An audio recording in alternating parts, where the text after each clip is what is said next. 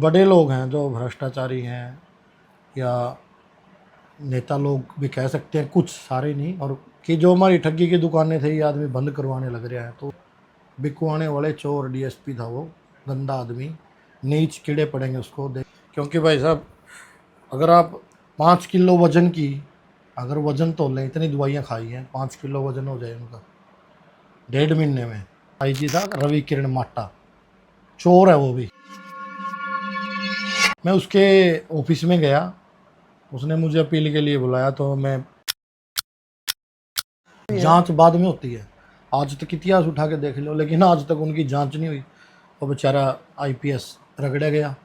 आज उसके परिवार पे क्या बीतती है। लोगों ने धरने प्रदर्शन भी किए, लेकिन यहाँ भाई सच्चाई दबा दी जाती है। डायरेक्ट नहीं जा सकते आजकल तो। जनता दरबार भी लगा विज साहब, सीएम खिड़की पे भी बीज आप। की कौन सुना बेचारा ही, बीज की खुद ही देख लो आप। कल परसों कह रहा था, बोले मेरा बिजली विभाग का डिपार्टमेंट है शायद उनके पास। वो कई दिनों को कह रहा था मेरे अफसर ने मेरे तक भी नहीं पूछे, कोई पॉलिसी पालिसी लागू कर दी, बढ़ा दी। कुछ नहीं है, वीज का सौदा ही कुछ नहीं भाई। वीज ने है ना, अगर सच्चाई बोल रहे हैं, वीज ने क्या किया है? पुलिस था उसके पास, गृह विभाग था, उसने कितना सुधार किया पुलिस डिपार्टमेंट में? जब तो गढ़ में घी तोरी टैंक है, टमाटर के गर्दा, पुलिस की तनख्वाह बढ़ाओ, गैस सिलेंडर महंगे हो गए, वो पुलिस डिपार्टमेंट का है, उसके अंडर है। उस बेचारे पुलिस वाले सिपाहियों तक की तनख्वाह नहीं बढ़वा क्या हो?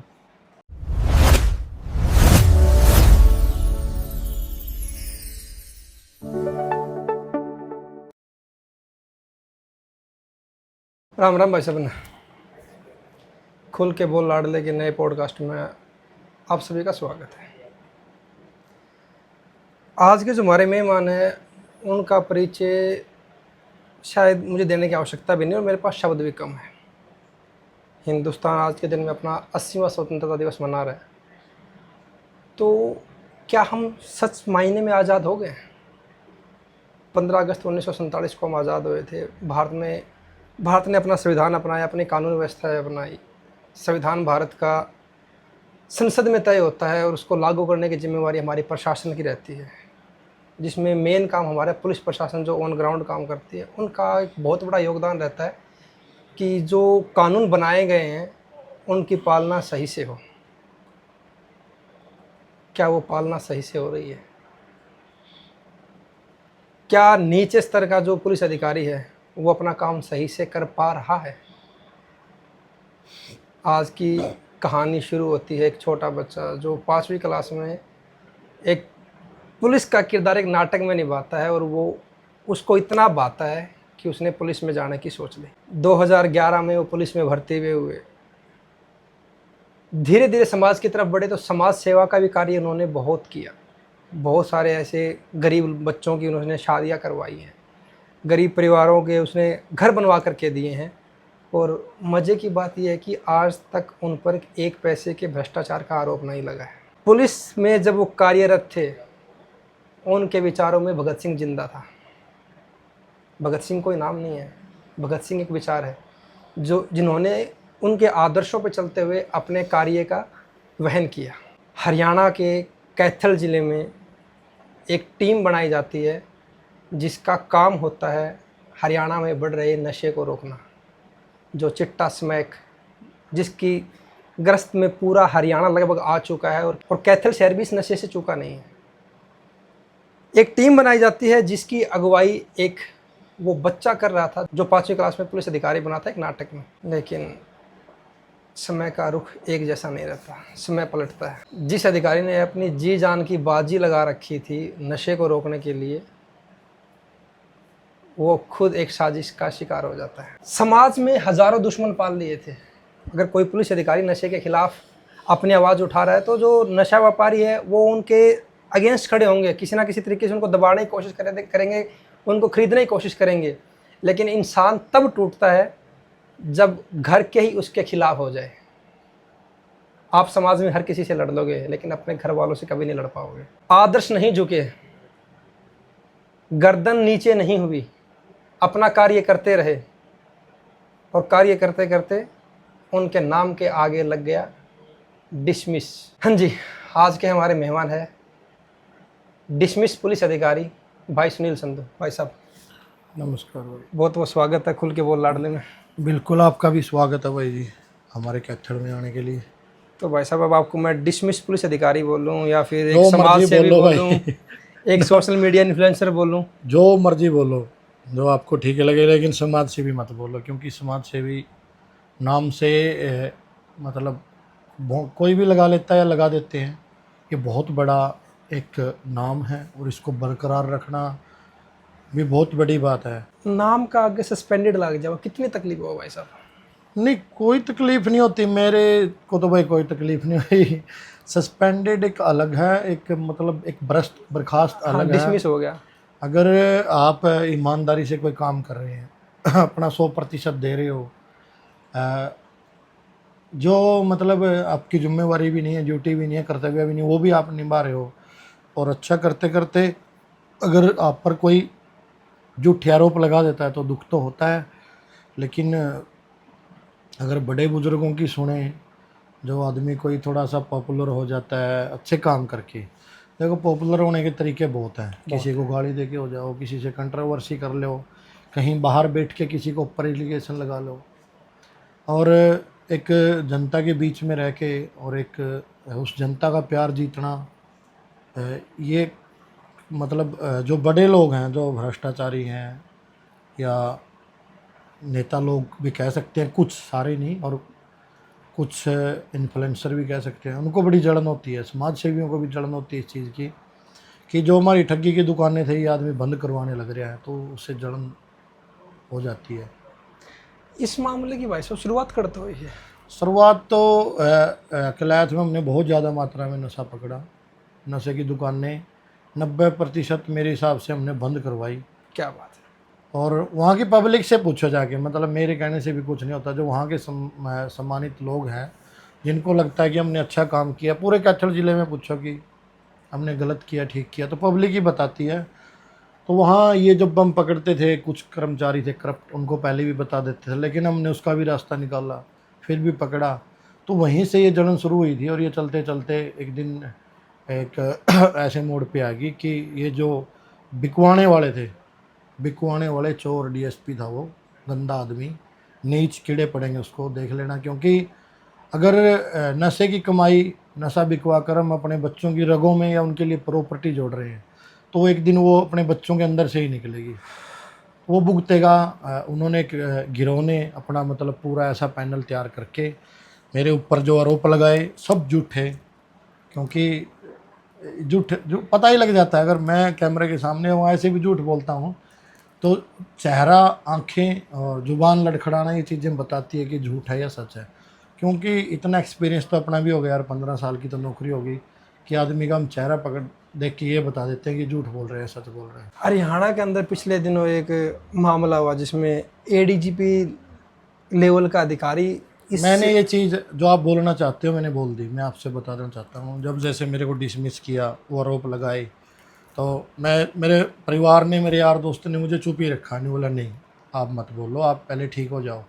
क्योंकि भाई साहब, अगर आप 5 किलो वजन की, अगर वजन तोल लें, इतनी दवाइयाँ खाई हैं, 5 किलो वजन हो जाए उनका 1.5 महीने में, 2 महीने मतलब 3 महीने दवाई खानी पड़ी, जो शुरू में ज़्यादा फिर कम कम करके, तो आदमी किंतला कि उसके परिवार पे क्या बीतती है। बहुत कुछ फेस किया। लेकिन जब वो अपील मेरी आईजी के थी, आईजी ने मुझे बुलाया, आईजी था रवि किरण माट्टा, चोर है वो भी, मैं बिल्कुल कैमरे के सामने इसलिए बोल रहा हूँ चोर क्यों है। मैं उसके ऑफिस में गया, उसने मुझे अपील के लिए बुलाया, तो मैं मतलब मेरे पैरों में चप्पल थी जो मैंने बाहर निकाल दी। उसने बहुत सी चीज़ें पूछी, तो उसने कहा आपके जूते चप्पल कहाँ हैं? मैंने कहा जी बाहर हैं, मैं मंदिर समझ के आया हूँ। उन्होंने कहा पहन के आओ। मैंने बोला नहीं, मैं नहीं पहन के आऊँगा, मैं मंदिर समझ के आया हूँ। सारी चीज़ें बताई मैंने, सबके रिप्लाई दिए। वे आप सम्मानित करते थे, आप भी हमारी टीम के इंचार्ज थे, 3 जिलों के, एसपी करती थी, आईजी, डीएसपी करते, एसपी करते हो, डीजीपी करते थे। उसने सारी बातें इग्नोर करी। तो मैंने उससे लास्ट में एक क्वेश्चन पूछा था कि आपको जेल में होना चाहिए। बोला क्यों? आप जैसे 9 IPS हैं, उनको भी जेल में होना चाहिए। बोले आप कैसे क्यों बोल रहे हो? मैं कहा जो आदमी आईजी लेवल का इंसान सुसाइड कर जाता है और वो आपका सुसाइड केस में नाम लिखता है, आप लोग मतलब बाहर घूम रहे हो, अगर आपसे कोई कांड हो जाए और आपका कोई सुसाइड केस में भाई नाम लिख देना, तो आपको जेल से जाने से कोई नहीं रोक सकता। लेकिन एक ये भी है, जांच बाद में होती है। आज तक इतिहास उठा के देख लो, लेकिन आज तक उनकी जांच नहीं हुई। वो बेचारा आईपीएस रगड़ा गया। आज उसके परिवार पे क्या बीतती है। लोगों ने धरने प्रदर्शन भी किए, लेकिन यहाँ भाई सच्चाई दबा दी जाती है। और ये आज से नहीं दबती आ रही। जब भगत सिंह जी करते थे लोगों के लिए, तो लोग क्या कहते थे, देशद्रोही भी बोलते थे। और पुलिस का निर्माण कब हुआ था? उसी टाइम हुआ था। जो लोग बाहर निकलते थे, अंग्रेज़ों के विरुद्ध चलते थे, उन्होंने अफसर तो लगा लिए अपने, कानून उनका था। आज भी पुलिस उसी डर रहे हुए चल रही है, कोई कानून में बदलाव नहीं हुआ। और जो नीचे वाला कर्म था वो हमारे वाले लगा लिए, कच्छे वाली पुलिस नहीं होती थी। तो जो भी आंदोलन करता था या अंग्रेज़ों के खिलाफ बोलता था, उनको गोली मार दी जाती थी या कुचल दिया जाता था। तो आज भी पुलिस का तो वही दौर लगता है, क्योंकि कुछ भी हो जाए तो पुलिस को आगे कर दिया जाता है। मैं तो अब ज़्यादा क्या बोलूँ भाई, बहुत कुछ गवाया है, बहुत कुछ खोया है, लेकिन अब तो भगवान पे ही भरोसा है। भगवान पे भरोसा, इसीलिए कावड़ लेके आए थे आप? नहीं, कावड़ तो मेरी हर साल कुछ साथी फ़ोटो लगा के कावड़ ले आते हैं। पिछले साल भी गए थे, उससे पिछली साल भी गए थे, और इस साल भी मेरे पास सोशल मीडिया के माध्यम से फ़ोटो आई। तो कई साथियों ने कहा भाई आप अब की बार तो फ्री हो, इनसे मिल के आना चाहिए। तब उनको रास्ते में मिलते मिलाते तो लास्ट में एक साथी में मिला था, जिसके मतलब यहाँ थैली लगी हुई है, 6 ऑपरेशन हो रखे हैं पेट पे। थैली लगी है अभी उसके, एक जो उसका ये पेट के थ्रू बाहर निकलता है। तो उसको हम लास्ट में सहारनपुर से आगे मिला हमने वो। उससे मिलने के बाद फिर हमने सोचा हरिद्वार तो आए हैं, माथा टेक लेते हैं भोले बाबा को, हम भी जल चढ़ा लेते हैं। वहाँ भी जल चढ़ाया हमने, और अर्की पौड़ियों में। फिर वहाँ से मैं चलो आई तो हैं, एक बार चल के देख लेते हैं। अगर नहीं चल सके तो गाड़ी में चलेंगे, गाड़ी में नहीं चल सके बाइक पे चलेंगे, पैदल जितना कोशिश करेंगे चलेंगे। लेकिन भगवान ने हमारी सुनी, अपने साथियों से मिलते मिलाते हम 6 को चले थे, और 10 को 11 साढ़े 11 बजे अपने गांव में पहुंच गए। और यही मकसद था कि बोले बाबा आप आज भी हो, पहले भी थे। जब भोले बाबा को ही लोगों ने नशेड़ी घोषित कर दिया, चरसी गांजेड़ी, पार्वती को क्या बोलते हैं, माता को। देखो आस्था है, भगवान कण कण में मौजूद हैं, तो हम भगवान का मतलब सम्मान क्यों ना करें। और एक आस्था है, आस्था के भरोसे से ये दुनिया टिकी है। लेकिन कुछ कलंकार कलाकार के रूप में कलंकार वो बोलते हैं गोरा यूँ मटका है, गोरा बांग गोट दे, गोरा ये कर दे, मतलब। और भाई जो आजकल आप कह रहे थे ना सोशल मीडिया पे चल रहा है, ये कोई किसी तरह की कैंपेन चला रहा है, कोई किसी तरह की, ये मैं सारी 10 साल पहले चला चुका हूँ।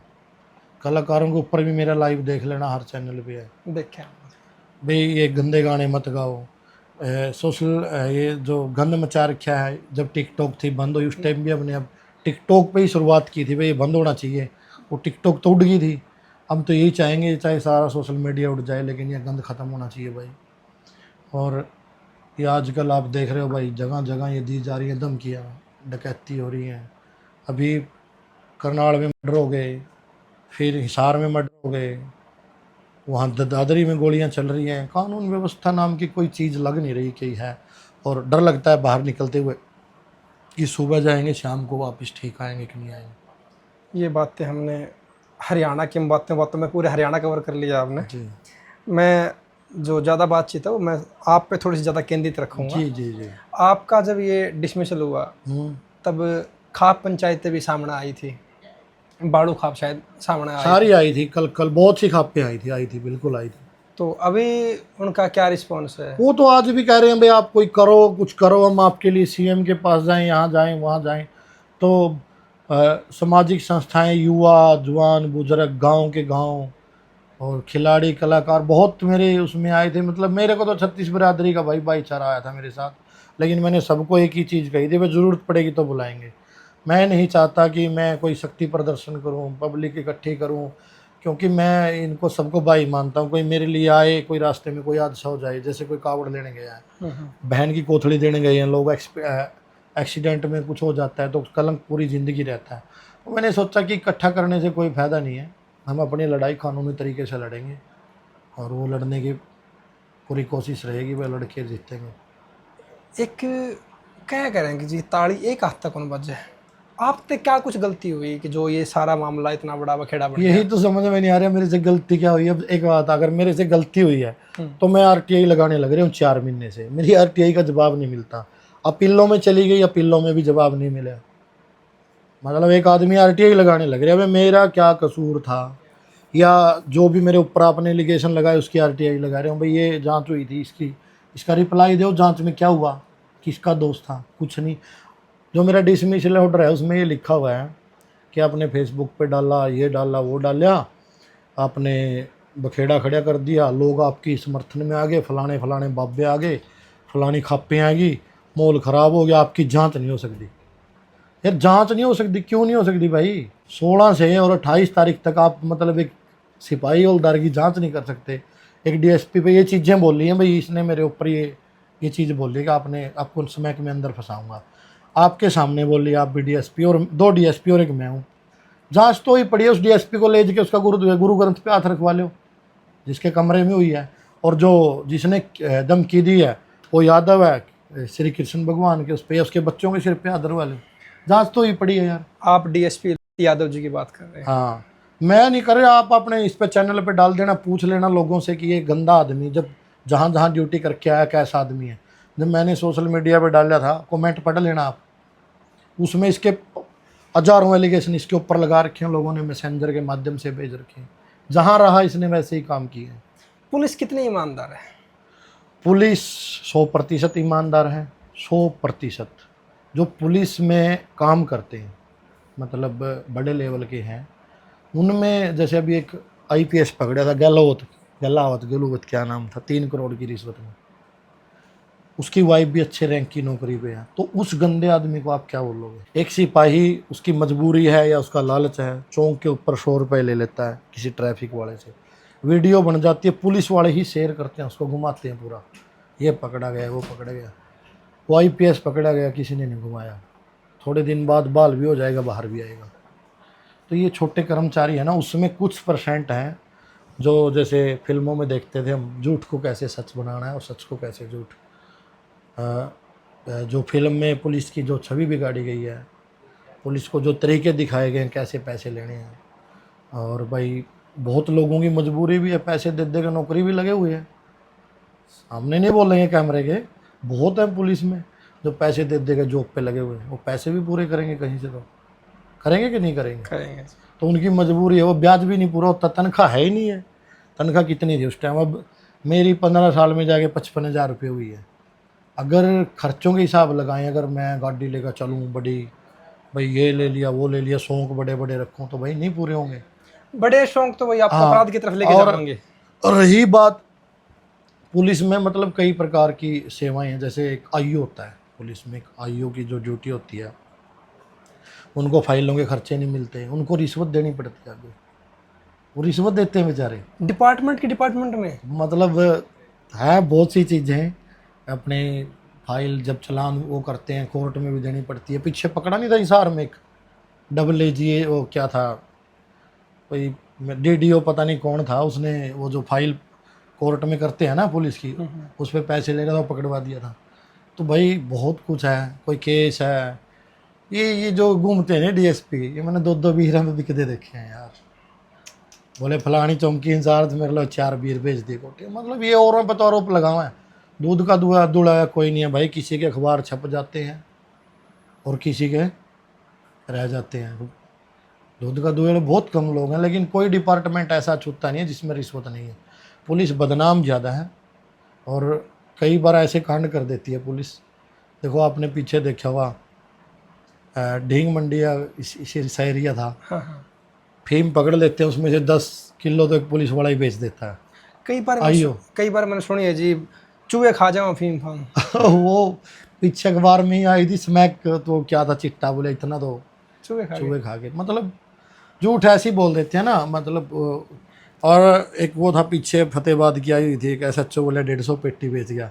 यार वो लदी भी होगी, 150 पेटी, कितनी भारी होती है पेटी शराब की, उठानी थाने से बाहर निकालनी, बेचनी, कोई उसकी हिम्मत है वो अकेला बेच देगा।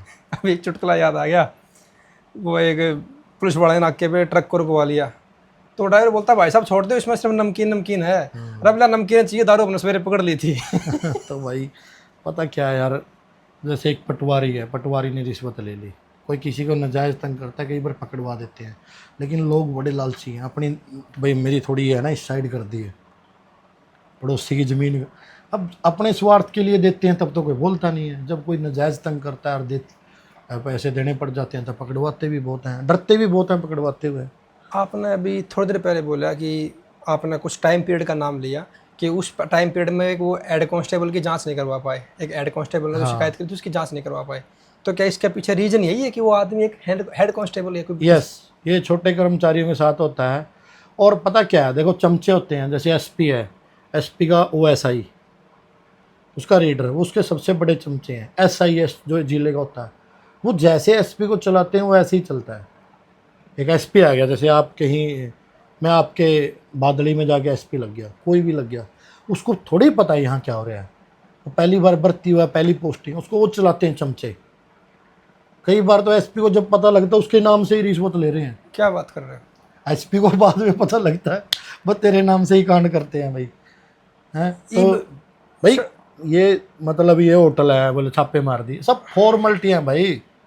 पुलिस चाहे तो एक माचिस के डब्बी नहीं बेच सकता, बीड़ी नहीं बेच सकता कोई, सरकार चाहे तो कोई पॉलिथीन नहीं बेच सकता। छापे मारेंगे रेडी वालों पे, कांडे ठा लिए उनके, बोले पॉलिथीन रख रहा है। अरे भले मनस वो फैक्ट्री बंद करवा देना जहाँ से फुल, जिसको आप लाइसेंस देते हो। गरीब की वो सबके बाबू। हाँ ये भाई किससे लड़ाई लड़े और किसके बारे में बोल रहे हैं भाई। आप पुलिस के अंदर भी रहे, अब आप डिसमिस भी हो रखे हो, धमकी वगैरह कभी आई? भाई धमकियों का तो ऐसा है, देखो आदमी को डराने के लिए इससे ज़्यादा तो क्या धमकी देंगे। सबसे बड़ी धमकी तो ये थी कि भाई अगले का रोज़गार छीन लो, रोज़गार छीनने के बाद चुप हो जाएगा, दोबारा कैसे मिले चमचागिरी करेगा, क्योंकि किसी को अगर मारना है तो उसको आर्थिक रूप से तोड़ दो। हाँ भाई, गरीब का थप्पड़ मत क्योंकि मारो, उसका मैं पजामा पाड़ दो। हाँ ये मतलब जो आदमी उस पर टिका हुआ, उनको ये लगता था। और फिर धमकी ऐसा है, जैसे जो नशे पकड़े थे, नशेड़ी पकड़वाए थे, अब वो भी जगह जगह तंग तो करते ही हैं। और भाई मतलब दूसरे एंगल से घुमा के बोला आप आराम से रहो, आपको कोई ज़रूरत नहीं है। अब जगह जगह नशा बिकता है, फ़ोन आते हैं, तो करे क्या भाई। चीज़ें सारी हुई, लेकिन बोलें किसको। डिपार्टमेंट में कोई ऐसा बड़े लेवल का अधिकारी जो आपने कहता हो कि सुनील यार काम तो बढ़िया कर रहे हैं लेकिन वर्दी की मजबूरी जो तेरा साथ नहीं दे सकता? सारे सारे ही कहते हैं, जितने मिलते हैं।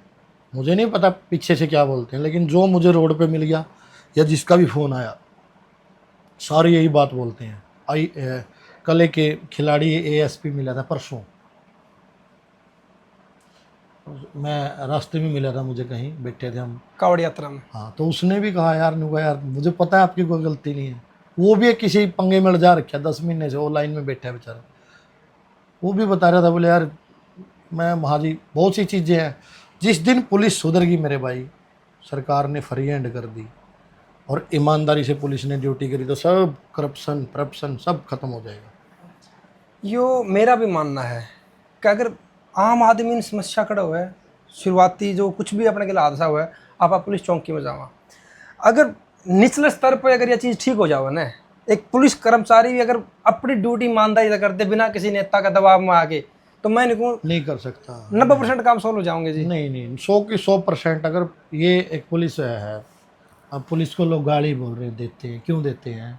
क्योंकि एक लड़ाई के से पीड़ित या तंग किया हुआ आदमी थाने में आता है, अगर हम उसको बिठाएं, चाय पानी पूछें, कुछ करें, उसकी समस्या का समाधान करें, कई बार उल्टा हो जाता है, उसको मतलब गंदी नज़रों से देखा जाता है, घूर के देखा जाता है, उसको ऐसे डरा दिया जाता है कि अपनी कंप्लेंट ही वापस ले ले, और एक पक्ष को संतुष्ट कर देते हैं, दूसरा नहीं होता। क्योंकि ये तो एक स्वाभाविक बात है, अगर जिसने गलत किया अगर आप उसको गलत बोलोगे तो वो आपसे खार भी खाएगा।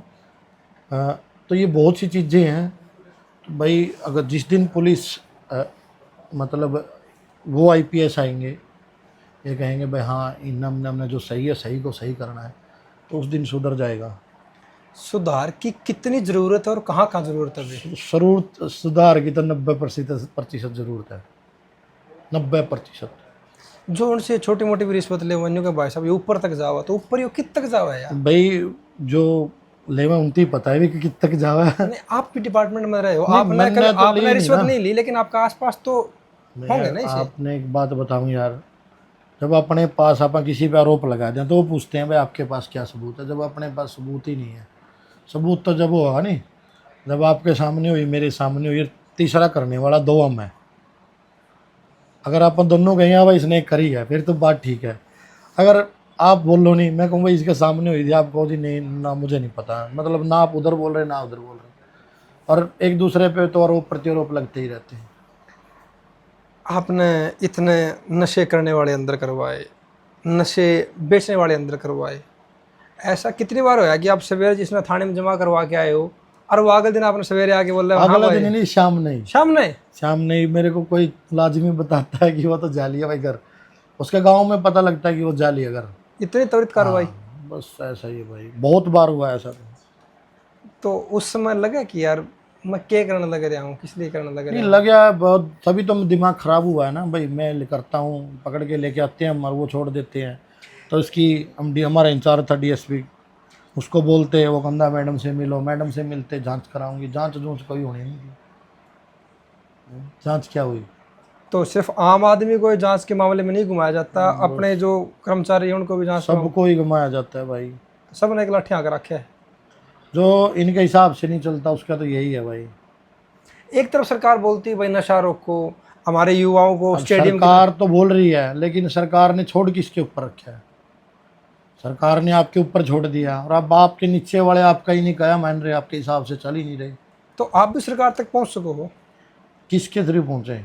डायरेक्ट नहीं जा सकते। आजकल तो जनता दरबार भी लगा विज साहब, सीएम खिड़की पे भी बीज आप। की कौन सुना बेचारा की, बीज की खुद ही देख लो आप। कल परसों कह रहा था, बोले मेरा बिजली विभाग का डिपार्टमेंट है शायद उनके पास। वो कई दिनों को कह रहा था मेरे अफसर ने मेरे तक भी नहीं पूछे, कोई पॉलिसी पॉलिसी लागू कर दी, बढ़ा दी। सब गोलमाल है भाई। क्या बताऊं, उनका रुतबा तो आता रहो, हाथों सस्पेंड कर दे ना थाने थुने में भाई, जाके। वीज कुछ नहीं है, वीज का सौदा ही कुछ नहीं भाई। वीज ने है ना, अगर सच्चाई बोल रहे हैं, वीज ने क्या किया है? पुलिस था उसके पास, गृह विभाग था, उसने कितना सुधार किया पुलिस डिपार्टमेंट में? क्या सुविधा तो पुलिस डिपार्टमेंट को दे गया। जब तो गढ़ में घी तोरी टैंक है, टमाटर के गर्दा, पुलिस की तनख्वाह बढ़ाओ, गैस सिलेंडर महंगे हो गए, वो पुलिस डिपार्टमेंट का है, उसके अंडर है। उस बेचारे पुलिस वाले सिपाहियों तक की तनख्वाह नहीं बढ़वा क्या हो?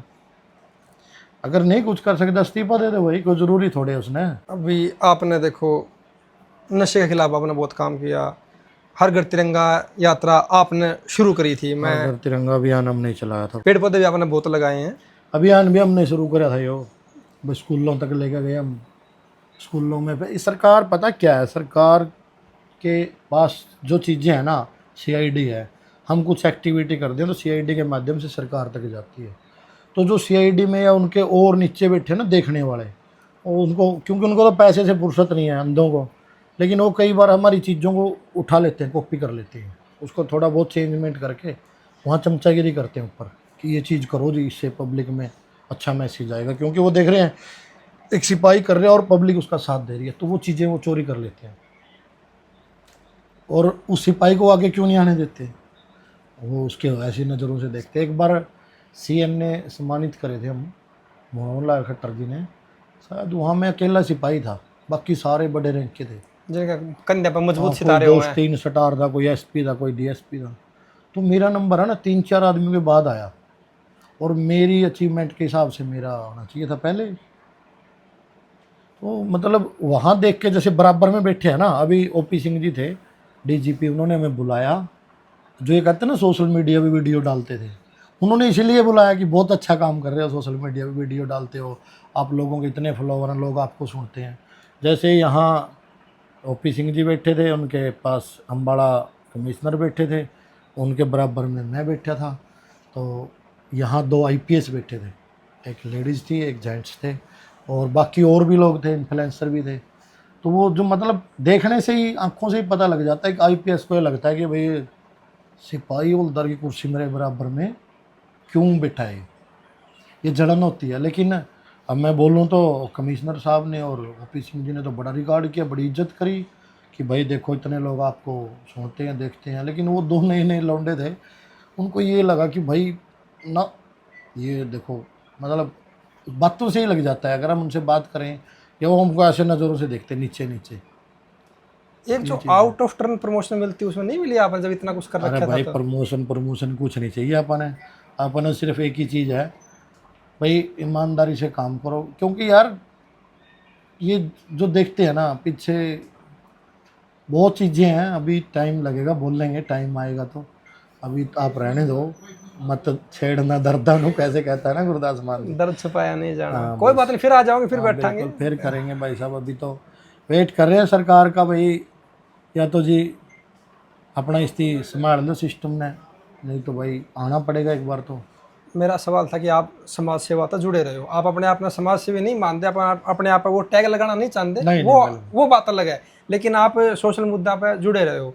आज के टाइम पर हरियाणा में एक सोशल मुद्दा पर एक भाई और बोल रहा है जिसका नाम है धर्मेंद्र हुड्डा, क्या कहना चाहते हैं? थोड़े दिन रुके रहो, धर्मेंद्र हुड्डा की ऐसी टांग खींचेंगे ये लोग। खिंचन तो लग रही है। लग गया खींचने, गाली भी देंगे, उसके गांव में भी पहुंचेंगे, उसके ऊपर ऐसे आरोप भी लगा देंगे, चोर है ये तो, लड़की लेके भाग गया, ये तो रेपिस्ट है। लगा दिए, बोला कि इसका खुद की गोद की लड़की के साथ में ऐसे इसके संबंध थे, प्रेम संबंध, ऐसी तो भाई चीजें सोशल मैं मीडिया सुनो पर आ दो, गई। रेपिस्ट बताएंगे उसको। और वो किसकी आवाज़ उठा रहे हैं यार, मैं तो उसको पागल ही समझता हूँ। आप जैसा है। फिर मैं पागल हूँ, मैं खुद तो, मैं उसको भी, मेरे जैसों को मैं पागल ही हूँ। किसकी आवाज़ उठा रहा है? आप एक बात बताओ, अगर आप आवाज़ उठा रहे हो, किसकी उठा रहे हो? सब पढ़े लिखे हैं भाई, आज के ज़माने में सब पे मोबाइल। आप जिसकी आवाज़ उठा रहे हो वो खुद बोल ही नहीं रहे। बहुत सी कई ऐसी लड़कियां हैं जो मतलब अश्लीलता के माध्यम से अपने घर में गाड़ी तक लेके चली गई, पैसे कमा रही है, उनके माँ बाप को नहीं पता आपकी बेटी क्या कर रही है। एक भाई बहन यार कैफे होटल कमरों की प्रमोशन करते घूम रहे हैं, उनके माँ बाप को नहीं पता। 400 रुपए में रूम 1 घंटे के लिए, मतलब क्या चीज़ें बोल रहे हो भाई? अगर मैं ये चीज़ें सारी उठा के, मतलब एक तरीके से, क्या बोल रहे हो आप रामपाल? मेरी फेसबुक आईडी पे आप कमेंट पढ़ना, कोई भी वीडियो डाले तो रामपाल के 5-4 चेले पता क्या लिखते हैं, दास लिखते हैं अपनी आईडी के पीछे। वो लिखते हैं इसके साथ अच्छा हुआ, इसने रामपाल बाबा की भक्तों की बेइज्जती करी थी। फिर मैंने क्या बेइज्जती करी थी? कुरुक्षेत्र में मेरी गीता जयंती पे ड्यूटी थी, वो किताबें बांट रहे थे, ऊपर तो लिखा था गीता, और मैंने मतलब अपनी ये गीता का जो ग्रंथ है अपना, उसके ऊपर गीता सार या कुछ ऐसा लिखा था, और अंदर पेज पढ़ते गीता तेरा ज्ञान फलाना दिकड़ा, रामपाल की फ़ोटो थी। और मेरे को कोई एतराज़ नहीं है, रामपाल भाई क्या कर रहे हैं, मैंने क्या लेना देना, जिसने जाना जाओ, जिसने नहीं जाना ना जाओ। मैंने वहाँ रोकने की कोशिश करी, भाई छोटे छोटे बच्चों को आप, भीड़ है इसमें ऐसे मत लगाओ, साइड में रखो। तो वो मेरे साथ झगड़ पड़े थे, वो वीडियो वगैरह भी वायरल हुई थी। वो आज भी कहते हैं, तो रामपाल तो जेल में भी रहा, मैंने मेरे गुस्से में आपस में अगर तर्क वितर्क होता है तो हम बोल देते हैं भाई तेरा बाबा भी तो जेल में पड़े ही है। तो अब वो मेरे ऊपर ट्योंटबाजी करते हैं, मेरे गांव तक भी उन्होंने कोशिश करी जाने की, मीडिया में भी फैलाया कि सुनील संधू ने। अब मैं उनको मौका मिल गया तो वो बोलते हैं कि हमारे बाबा ने इसको बर्खास्त करवाया। बाबा बर्खास्त करवाता, बाबा पर जेल बर्खास्त क्यों नहीं करवा पाया? अरे वो सारी चीज़ें पता है, लेकिन नहीं देखो भाई, जो जिस किसी की आस्था है भाई, तब न थारी आस्था मुबारक। आपने जैसे शुरू में कही कि भाई कण कण में भगवान है भाई, तब न तो किसी इस इंसान में ढूंढ हाँ रखे, ठीक है बिल्कुल। भाई। लास्ट में तो धर्मेंद्र हुड्डा पागल है। पागल क्यों है? क्योंकि वो आवाज़ उन लोगों की उठा रहा है जो सब कुछ जानते हैं भाई। सबको पता है ये चीज़ें गलत है, जो मैं आवाज़ उठा रहा हूँ, नशा सबको पता है गलत है, सबको पता है, लत लगी उनको ये भी पता है। लेकिन एक आवाज़ ये है कि भाई आप इस नशे को छोड़ना चाहते हैं तो इसका ये इलाज है, ये दवाई। मैंने करके देखा है यार। नशा करके देखा आपने? हाँ मैंने नशा करके देखा।